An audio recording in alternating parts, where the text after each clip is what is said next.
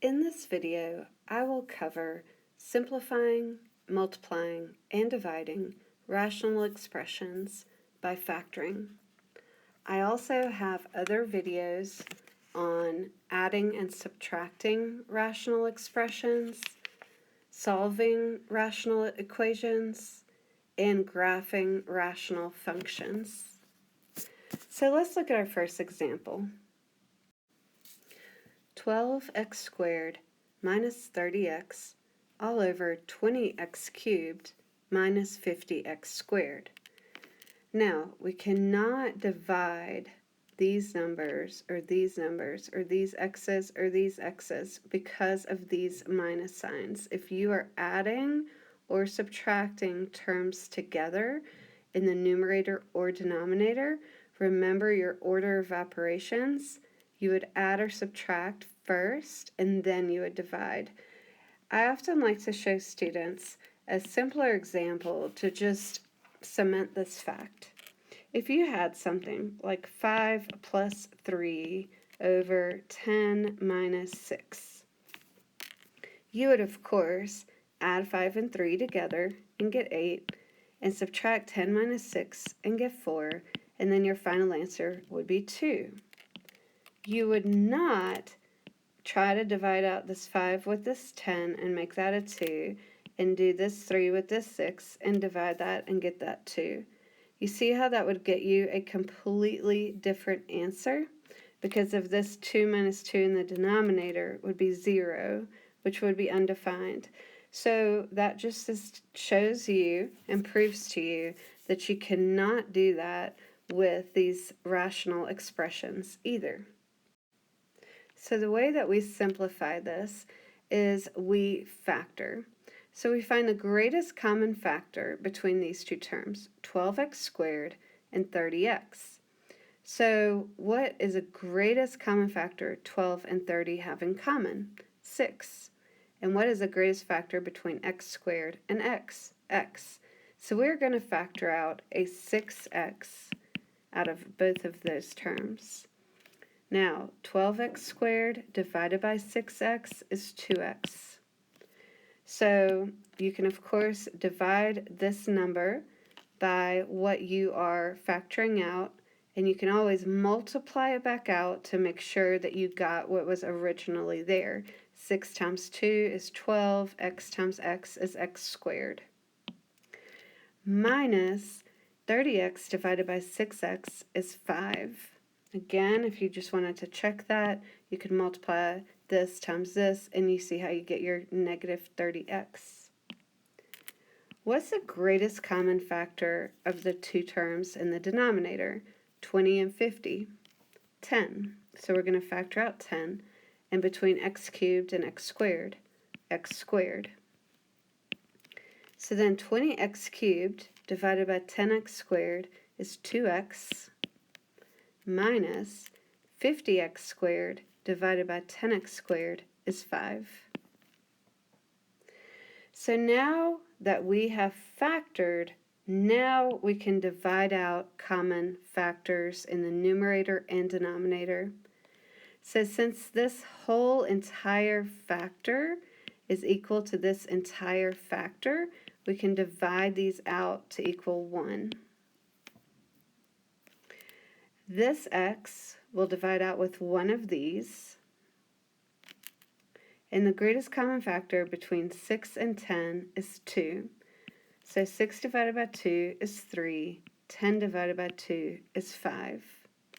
And this gives us our final answer of only having a 3 left in the numerator over a 5x in the denominator. And this is how we simplify this original rational expression. We can simplify that to 3 over 5x. Our second example is 4a squared minus 36 over 24 minus 8a. We can see that the greatest common factor between 4a squared and 36 is 4. So we'll factor out of 4, and we're left with a squared minus 36 divided by 4 is 9. Now hopefully you recognize this immediately as a difference of two squares. And so we know how to factor the difference of two squares. It's going to be the square root of this plus the square root of this times the square root of this minus the square root of this. So when we factor our numerator, I'm just going to leave the denominator alone for just a minute here. We're going to get a minus 3 times a plus 3. Because we know that if we FOIL this back out to check to make sure we factored this correctly, we would have a times a, that's our a squared, and then a times plus 3 would be plus 3a, and then minus 3 times a would be minus 3a. So those middle terms would cancel out, which is what we have when we have the difference of two squares. We don't have an a term. We only have an a squared term and a constant and a minus sign.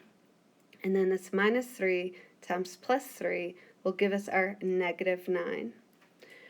So for the denominator, what is the greatest common factor between 24 and 8? 8. But in this case, we actually want to factor out a negative 8, and I'll show you why. If we factor out a negative 8, 24 divided by negative 8 is negative 3, and negative 8a divided by negative 8 is plus a. So if I rewrite negative 3 plus a, it's a minus 3. These two things are the exact same, negative 3 plus a and a minus 3. And then you can see how we have this factor and this factor in common in the numerator and denominator, so those will divide out. Now, before we finish and actually simplify the problem, let's just talk about this a little bit more. If you would have just factored out 8, then you would have had 3 minus a. So the a would have been negative and the 3 would have been positive, and these would not have matched up exactly. So then you would have had to factor out a negative 1 to make these match exactly. So this factoring out the negative 8 in the first step just saves you that extra work. Now, what you want to do is you want to look for if the number that has the variable on it is negative, then most of the time you want to factor out a negative number if the number in front of the variable is negative. So you'll run into a couple of examples like this on these types of problems. So if you run into this where your two factors, the only difference between them is that everything in one of the factors is opposite of the other factor, then just factor out a negative 1, and then you'll have the exact same thing in both factors. So these factors completely cancel out. You can put a 1 here if you want to. So divides out to 1. And then 4 goes in 8 2 times. So 4 becomes 1, 8 becomes 2. And that's all we can simplify. So we're left with a plus 3 in the numerator. We can drop our parentheses because all we have is 1 times 1 in front of it. So this is just a plus 3 over negative 2. And that is our final answer.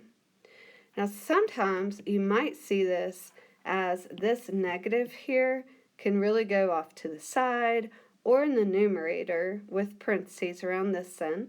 It doesn't matter. So you might see the answer also written as negative, and then you have a plus 3 in the numerator and 2 in the denominator, and this negative out front. So those are the exact same thing. Our third example is n squared minus 13n plus 40 over 3n squared minus 14n minus 5. So to factor this numerator, because we're still simplifying, to factor this numerator we need to find two numbers that multiply to 40 and add to negative 13. So pause the video and take a moment to think about what two numbers that would be. So the two numbers are 8 and 5, negative 8 and negative 5. And so we have n minus 8 times n minus 5. Now the order of those does not matter. So we can always check this to make sure we factored correctly. So we have n squared minus 5n minus 8n. That would combine to negative 13n. That's why they need to add to negative 13. And then negative 8 times negative 5 is positive 40. So that's why they need to multiply to 40. You can just do that, check it by foiling. Now the wonderful thing about these problems is that you know that you're probably going to have common factors. Once in a while, teachers will give a problem that cannot be simplified, but still you can use this process. So you know that one of these factors is probably going to be a factor of the denominator because you're simplifying, so you're going to have common factors. So n minus 8 cannot be a factor of this because your constants out here would have to multiply to negative 5. So n minus 5 would have to be the factor. If it is, then it would have to be the n minus 5 that's a factor of the denominator. So let's try it. So if we have n minus 5 as a factor, then what would we have to have here so that this would multiply times n to get 3n squared? 3n. What would we have to have here in order to multiply times negative 5 to get negative 5? Plus 1. Now we have to check the middle to make sure that we would end up with negative 14n. So this would be 3n squared plus n minus 15n, so that would indeed give us negative 14n, and then negative 5. So this did factor so that these two were common factors, and then we're left with n minus 8 over 3n plus 1. And that is our final simplified answer. Here's our first example of multiplying rational expressions. Now we want to factor every numerator and every denominator in order to cancel out any common factors that are anywhere in the numerator and anywhere in the denominator. So with these, you always want to factor the easiest ones first. So since a does not equal 1 in either of these two quadratics, the 6 complicates the factoring and this 2 complicates the factoring. So I would definitely factor this numerator first and this one as well. These two are the easiest to factor. And then we'll use the factors of these to help us factor these, since we know factors are going to have to cancel. So what two numbers multiply to 63 and add to 16? Go ahead and pause the video and figure that out and factor this numerator. So those two numbers are going to be 9 and 7. The order does not matter. So p plus 9 times p plus 7. And what is the greatest common factor between 4 and 28? 4. So we'll factor out of 4. 4p divided by 4 is p, plus 28 divided by 4 is 7. So we can see that we already have these two factors in common. So now for factoring the left side. Since most of these have all these factors that cancel, p plus 9 is probably going to be a factor of the denominator, especially since this is a 9. So let's try it. We will have to multiply it out to check to make sure we factored correctly. So if we say that p plus 9 is a factor of the denominator, then what would this have to be in order for this times this to be 2p squared? 2p. What would have to go here in order for this times this to equal negative 9? Negative 1. So minus 1. And now let's check it. P times 2p is 2p squared. P times negative 1 is negative 1p. 9 times 2p is 18p. If you can write this down, of course, as well. So 18p minus 1p is indeed 17p. And then we have our plus 9 times negative 1 is negative 9. So that did indeed work. So we know that this p plus 9 and this p plus 9, since this one is in the denominator and these are being multiplied, everything in the numerator would be multiplied together. Everything in the denominator would be multiplied together. So anything in the numerator can cancel out with anything in the denominator, even if it's on this side. Now, we could see if this 2p minus 1 is a factor of this, which it could be, so let's try it.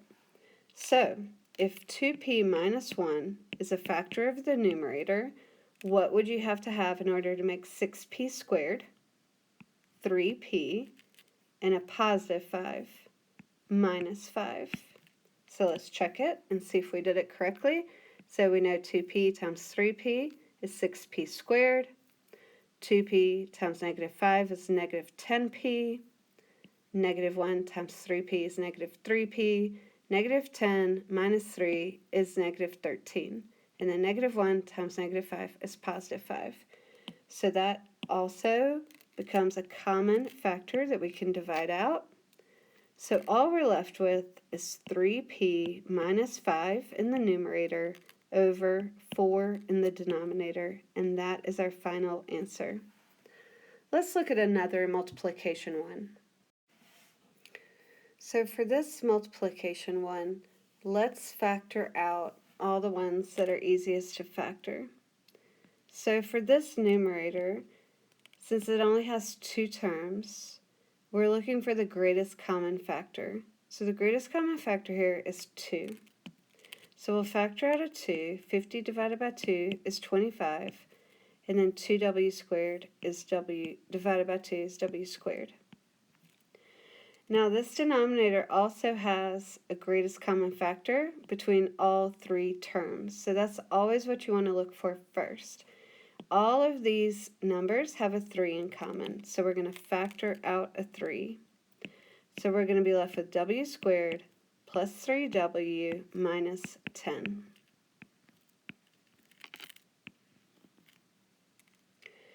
For this one, since a equals 1, it's 1w squared. We just need to find two numbers that multiply to negative 14 and add to positive 5. So what are those two numbers? Positive 7 and negative 2. So the order doesn't matter. We can do w plus 7 times w minus 2. Then what's the greatest common factor between these two? 6. So we'll factor out a 6, and we're left with w minus 5. We can't divide out anything yet. We need to factor further. So here you should recognize the difference, the minus sign, of two squares. This is the square of 5. This is the square of w. So we'll factor it as a difference of two squares. 5 minus w and 5 plus w. All over 3 times what multiplies to negative 10 and adds to 3. 5 and negative 2.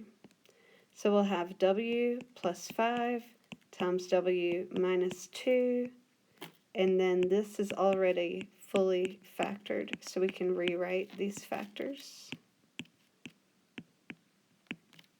Now let's look for common factors. W plus 5 and 5 plus w are the exact same thing, just written in a different order, but they're the exact same thing. So we can divide out this whole factor with that whole factor. Now, this 2 here and this 6 here can divide out. So this 2 is 1 and the 6 is 3 because 2 goes into 6 3 times. We also have a w minus 2 here and a w minus 2 in the numerator. One in the numerator, one in the denominator, so those can cancel out. Now we're running into this situation again. And I did this on purpose where I factored out the positive 2 instead of the negative 2. You could have certainly factored out a negative 2 in the first place here. But let's just look at it this way. This is 5 minus w, and this is w minus 5. So these are almost exact same, except the 5 is positive, 5 is negative, w is positive, w is negative. So the only thing is a sign change on both terms. And so we can divide these out to negative 1, because if we factored out a negative 1 out of either one of those, then it would look exactly like the other. So that's everything that we can cancel out. So in the numerator, we're left with negative 1 times w plus 7 in parentheses over 3 times 3, which is 9. So normally you won't see it written like this for the final answer. You'll either distribute the negative and do negative w minus 7 over 9, and that's your final answer. Or you'll put your negative in the front and do w plus 7 over 9. Just make sure that it's really in front of the fraction. Otherwise, you really need the parentheses if you're going to put it in the numerator. Let's have a little more in-depth look at why 5 minus w over w minus 5 simplifies to negative 1. If we factored out a negative 1 out of either the numerator or denominator, let's just do the numerator, then what's 5 divided by negative 1? Negative 5. And negative w divided by negative 1 is positive w.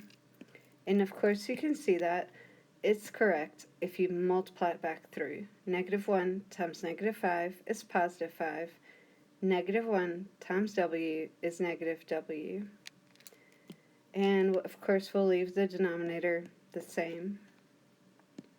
Now let's make that numerator look like the denominator inside the parentheses there.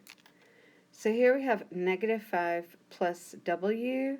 So that is the exact same thing as w minus 5. So that is w minus 5. These are the exact same thing.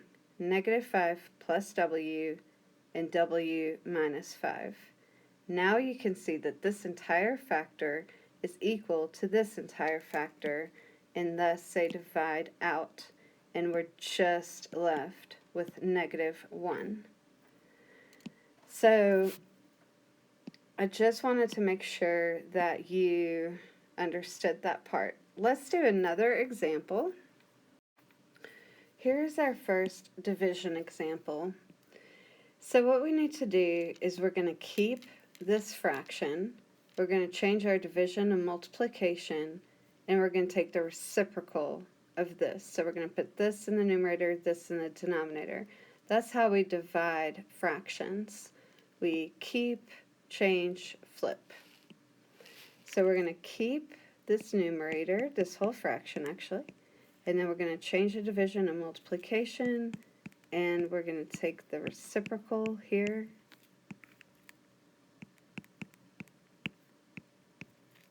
And now we've turned it into a multiplication problem like we had before. So what we're going to do is we're going to factor everything and then simplify. So this has only 2 terms. So what's the greatest common factor between these two? A 5. So we'll factor out a 5, and we're left with y plus 1.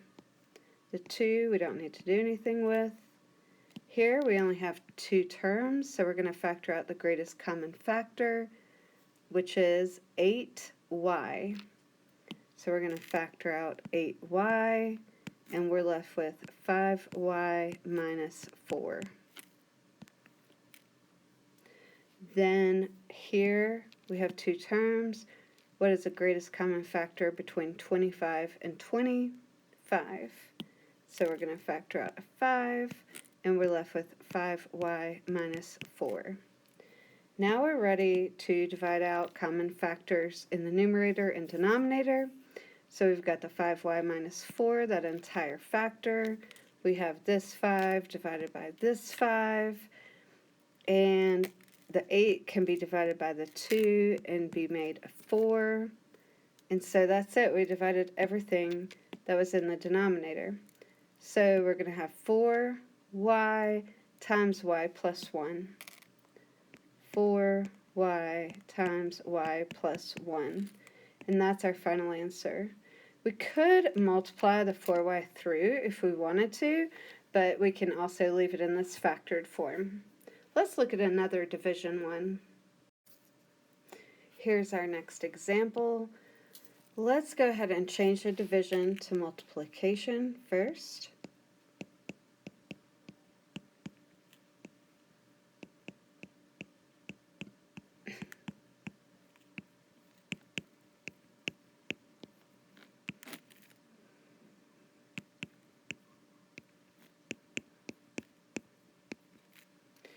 Now we do have the 16c squared in both the numerator and denominator here, but remember we cannot divide these out right now because this is being added to this and this is being subtracted by this, and so we would subtract first before we would divide it. We would combine these two, so the only way to simplify these is by factoring. Now here we're going to look for the greatest common factor first. So what did 2, 4, and 6 all have in common? A 2. So we're going to factor out our 2 first.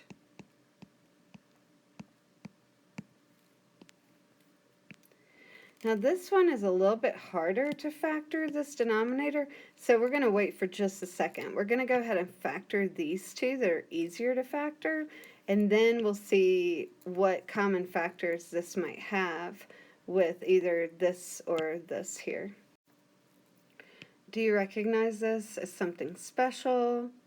Yes, the difference of two squares. This is a square of 4c, and this is a square of 3. So that makes it easy to factor. We have 4c minus 3 and 4c plus 3. Now let's look at this denominator. This is 2 terms. What's the greatest common factor between 16c squared and 48c? 16c. So we're going to factor out 16c, and we're going to be left with c plus 3. Now we can factor this trinomial further, this c squared minus 3. We can find two numbers that multiply to -3 and add to 2.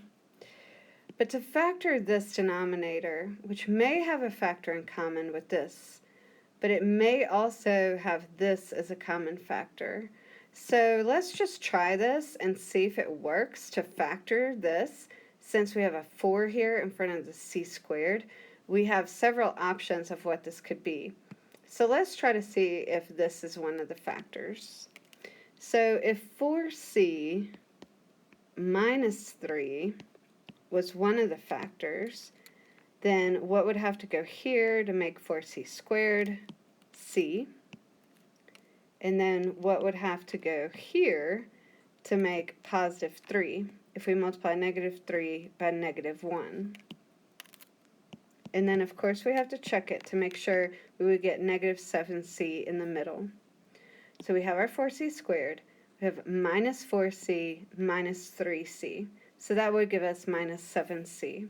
-3 times -1 is positive 3.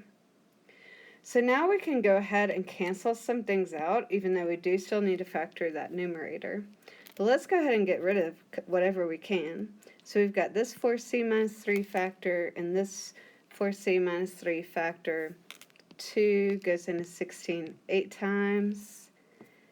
And that is all we can do right now. So what we'll do is we'll go ahead and factor this trinomial here. So what two numbers multiply to -3 and add to positive 2? 3 and -1. So we'll factor this, 3 and -1. And then we still have this 4c plus 3 from the other numerator. Now let's just make it all one big fraction, because we know for multiplying fractions, we multiply all the numerators, and we multiply all the denominators.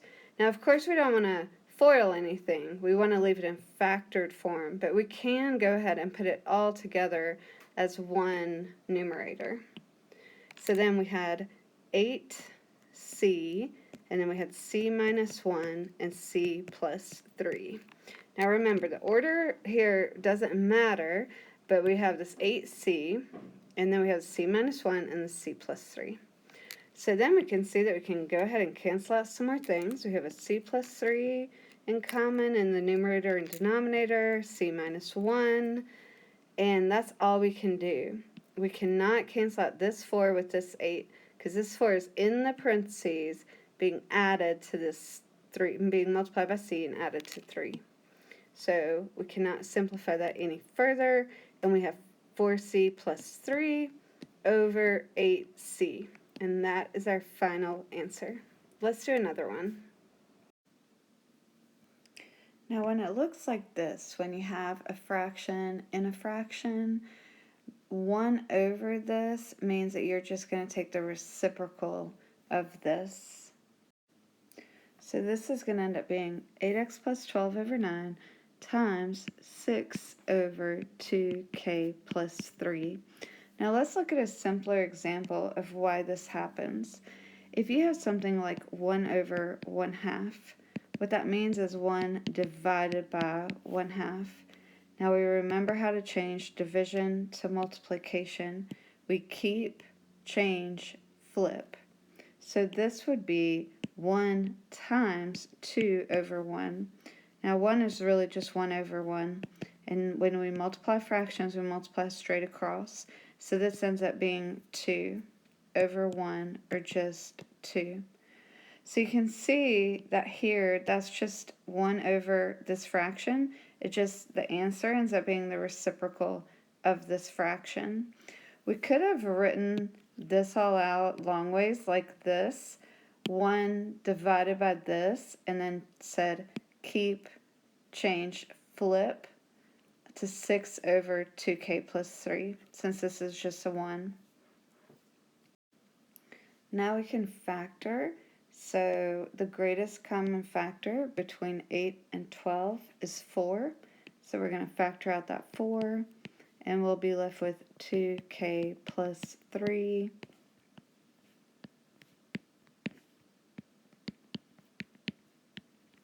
And now we can simplify. So this whole entire factor, 2k plus 3, cancels out with this entire factor. 6 divided by 3 is 2. 9 divided by 3 is 3. And so our final answer is 4 times 2 divided by 3. So our final answer is 8 divided by 3. Here's our last example. Now again, we have a fraction over a fraction, so we're going to rewrite this so it's much easier to deal with. So we're going to write it out in this longhand notation instead of a fraction divided by another fraction. So we took our whole entire numerator here and then divided, which is this bar right here, dividing by this fraction here. And now we'll change this to multiplication. Now we could go ahead and divide out this 3, but we're just going to wait to divide anything out until after we factor and we're just simplifying everything. And so we're going to keep, change, flip. So we're going to change this to multiplication by taking the reciprocal of this. Now that we have multiplication here, we'll go ahead and factor this quadratic here. This one's already factored, this one's already factored. So we'll just factor this numerator and this denominator and then divide out common factors. So this is factorable as x plus 2 times x plus 2.